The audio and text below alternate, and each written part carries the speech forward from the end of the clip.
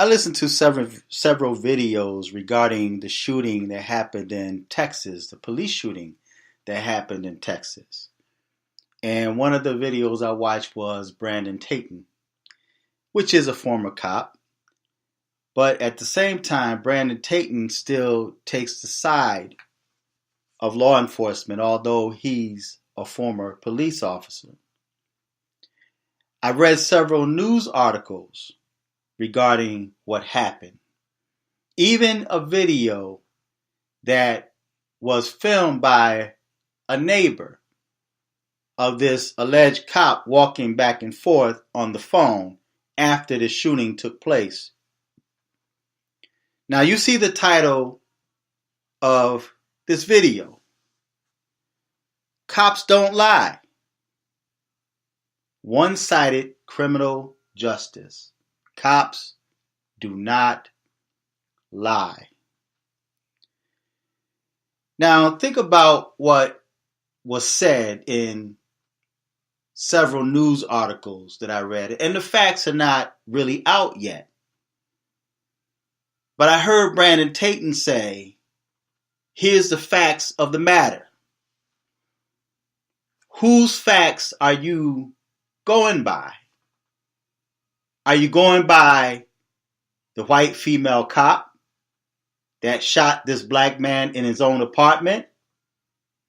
Or are you going by the facts of this dead man that's not able to speak? Now, according to her statement, it contradicts what the neighbors say that took place and what they heard. They heard her banging on the door, saying, "Let me in, let me in." And after the gunshot, they heard him say, "Why did you do that?" Or something to that effect. Now, the original article was saying that she got off work after working a 15-hour shift. The first article I read says she lived on the second floor. He lived on the third. Now I'm hearing third and fourth floor. So the facts are not out yet.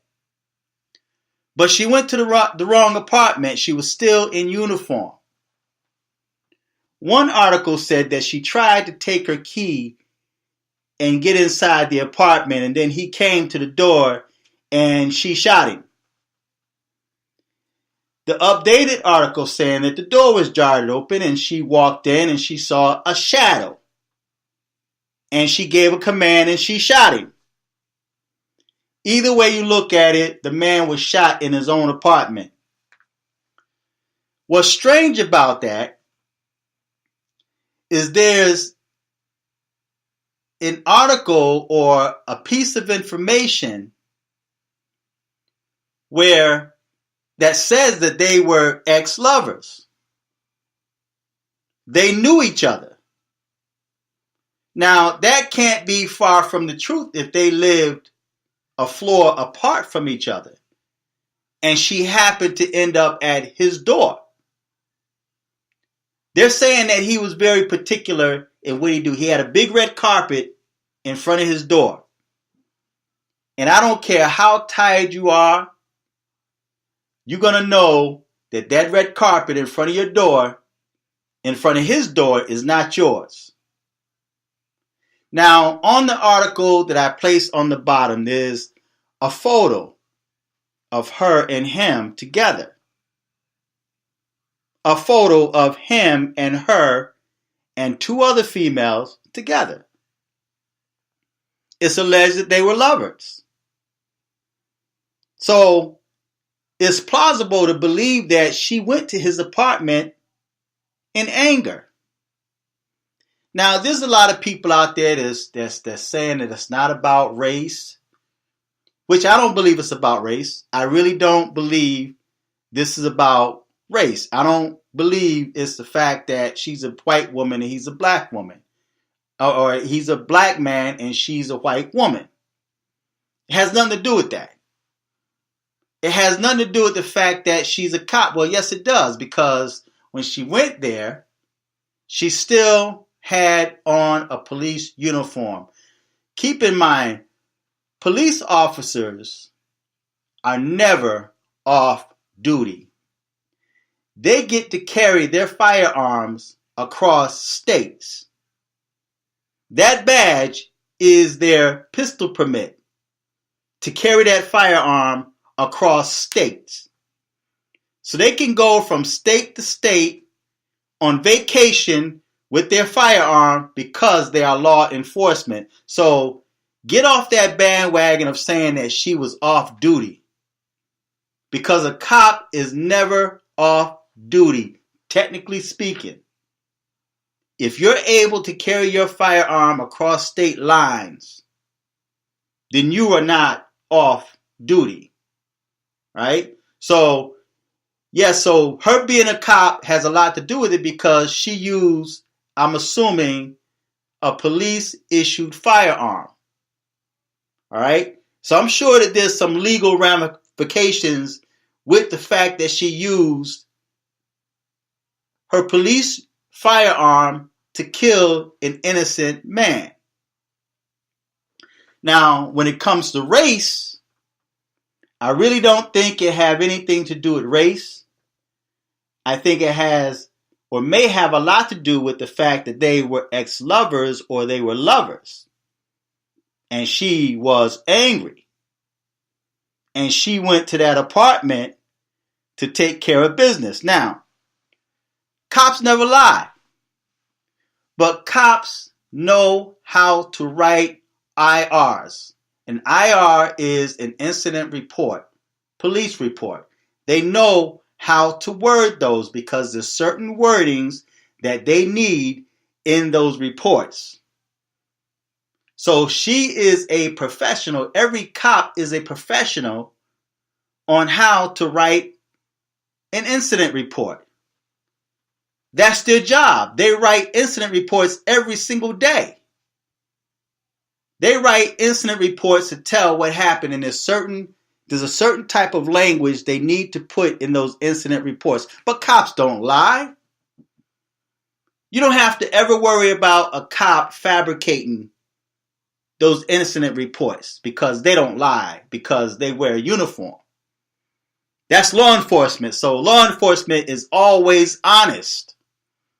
And that could be why you find so many cops or bad cops that kill unarmed blacks or unarmed civilians and able to get away because they know how to word the reports. They know how to make up, they take bits and pieces from other scenes, from other incidents, and apply it. Like the one she's using. She saw a shadow. She called out and she walked into her apartment. The door was jarred open. She walked in. She saw a shadow. Now, why would he be walking around in the dark? Why would he be no more than a shadow in his own apartment with lights on? Make that make sense. So he's no more than a shadow. She didn't see him. She only saw a shadow. And she called out to the shadow because the door was jarred open. And she saw a shadow and she shot the shadow. But she didn't kill a deputy. I was trying not to make a joke out of that. And it came out wrong. But she shot the shadow. But she did not shoot the deputy. Bad joke. But cops don't lie. And when I say cops don't lie, I'm being sarcastic. Y'all should know I'm being sarcastic because this female is lying. I made a comment on Brandon Tatum's video, and this white female responded and was telling me, "Oh, like I know her or something like that. How would I know she's lying?" Everybody knows she's lying. Even white cops that I've spoken to say she's lying. They know she's lying. See? So cops know how to write IR reports. They know how to write those incident reports to make it seem like they're not at fault. That's like someone someone that's licensed to carry and conceal. The same thing George Zimmerman used. You know, I did what I had to do to protect myself. Right? There's a certain language they use that says, okay, this person feared for their life. I feared for my life. I was tired from working a 15-hour shift. Usually cops work 12 hours, right? So maybe she was working overtime, right? So I just finished working 15-hour shift and I was tired. And instead of going to the 3rd floor, I went to the 4th floor. And I walked to the wrong apartment door. And I know I didn't put no big red carpet in front of my door. So that wasn't even a red flag or a red carpet. That wasn't even a red flag for me. Right? So I ignored the fact that there's a big red carpet in front of my door. And I took my key, or however it was, because there's 2 or a few different stories.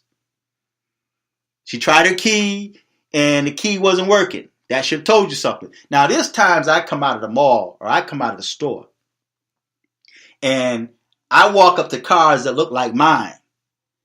And I try to put my key and it don't work. And I look, oh, okay, I don't see the West Indian flag on my car seat. So I'm like, oh, I got the wrong car. So I like quickly walk away from that car because I just realized that's not my car. So accidents happen like that, or incidents happen like that when you come out of a mall into a parking lot and you see a car that look like yours. But there's no way, man. Even back in my military days, man, when I got drunk, I always found my way back to my barracks and to my room. I never had an issue, even when I was drunk. I never had an issue finding my way back to my barracks and to my room. And there's a lot of barracks on that military post. If there was any place I would get lost, it's on a military base. But I didn't get lost. I was drunk. I was so drunk that I ended up getting an Article 15 because I kicked and punched a hole in the wall in the window because my roommate wouldn't let me in. He wouldn't let me in. And I ended up beating up a couple of people in my barracks and whatnot. I was strong into the martial arts. And I guess they tried to restrain me and I beat their behinds, right? So I ended up beating up 2 MPs and a medic. And I beat up a couple of dudes in my barracks, right? I was wild back then. I was young, right? So, but I was drunk. I was just that drunk, but I was still able to find my way back. And when I woke up the next morning, and I looked at that window and that wall, I'm like, what happened? See, I was so drunk, I didn't realize what I did, right? But I was still able to find my way back. I knew where my bed was, right? Or my bunk, for that matter, right? So I think she's lying, man. I don't believe her. She just wasn't that tired. There's not that much tired. If she worked 15-hour shifts and she's so tired that not only she can't find where she lived, but she ended up shooting an unarmed man in his own apartment, she really didn't need to be a cop. She don't need to be law enforcement, man, if you can't find your way home. Working 15 hours and you can't find your way home, and then you shoot an unarmed civilian. And I hear people say, oh, she was off duty, but she was still in uniform. She got off work. She was still in uniform. And she used a police-issued firearm to kill an unarmed citizen in his own apartment. So no, I don't think it had anything to do with race. But I do think it had a lot to do with they knew each other and whether or not he laid the pipe well and she wanted him back and he didn't want to take her back, or maybe another female was involved and she decided, like, if I can't have you, nobody else is going to have you. So she got off work. She couldn't stop thinking about him all day. So she just like was in a trance and she ended up at his door and ended up shooting him in his own apartment because she could not have him. He laid the pipe on her so well, but yet he didn't want her no more. Maybe he was going back to another black woman. Or maybe he's going to another white chick. Either way, she was losing him. And she ended up taking his life. But cops do not lie. And we all know that justice or criminal justice is one-sided. And already they start trying to work up their documents, their paperwork, to make it seem like it was an accident. And that's what I see a few black dudes doing on YouTube, like Brandon Tatum. You're like making it seem like this female is innocent, man. You make it seem like because she's a cop, she can't do no wrong. She can't lie. You putting it out there like she really made a mistake, an honest mistake. That's not an honest mistake. That's a lie she's telling. Cops lie. Cops always fabricate on their IR reports, especially if it's against them. They have to find a way to justify killing someone. And no one was there but her and him and the neighbors that heard what was going on. They might not have seen what was going on, but they heard what was going on. And they heard her banging on the door saying, "Let me in." So if that was her apartment and no one was supposed to be in her apartment, why would she be yelling, "Let me in"? Make sense of that. And then there's a video of her pacing back and forth on the balcony while on the phone. But we don't see much of that video, do we? I don't think that video made it to any news sites. I really don't think so. But we all know cops don't lie. But we have a one-sided criminal justice.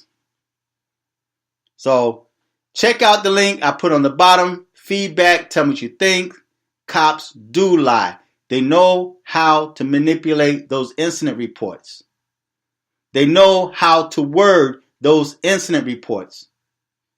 And I'm sure she took bits and pieces from other scenarios that she might have heard about or know about, and she applied them and made it seem like she was innocent. And she made it seem like it was a mistake. She's lying. Until next time, I'm fearless.